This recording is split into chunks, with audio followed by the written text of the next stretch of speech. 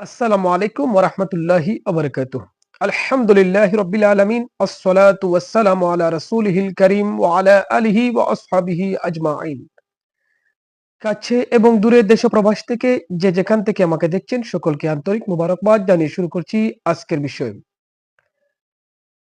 প্রিয় সুন্নি ভাই ও বোনেরা, একজন ভাই প্রশ্ন করেছেন যে জামাতে নামাজ পড়তে গিয়ে ১ রাকাত বা ২ রাকাত বা তার চেয়ে বেশি রাকাত ছুটে যায় এবং ইমামের সহিত সালাম ফিরিয়ে নেই ভুলবশত, তাহলে কি আমাকে সাহসিকতা দিতে হবে?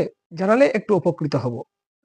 প্রিয় ভাই, আবার অত্যন্ত সুন্দর প্রশ্ন করার জন্য আপনাকে অসংখ্য ধন্যবাদ।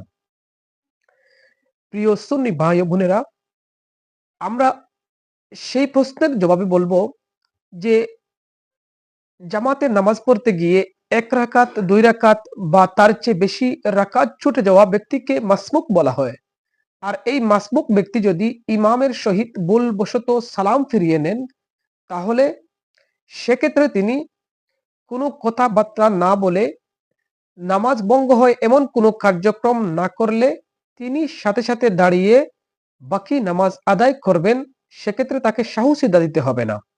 আর যদি তিনি ইমাম সালাম ফিরানোর কিছুক্ষণ পর দেরি করে সালাম ফিরান, তাহলে সেক্ষেত্রে তিনি বাকি নামাজ আদায় করতে পারবেন, কিন্তু সাহসিদা আদায় করতে হবে।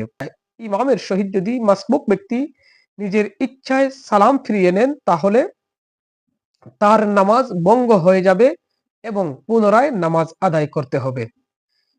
সম্মানিত সুন্নি ভাই ও বোনেরা, আশা করি আপনারা বিষয়টি বুঝতে পেরেছেন এবং যে বিষয়টি নিয়ে আলোচনা করেছি, আশা করব আপনারা বিষয়টি আমল করবেন এবং আমার ভিডিওটি বেশি বেশি করে লাইক, কমেন্টস এবং শেয়ার করবেন।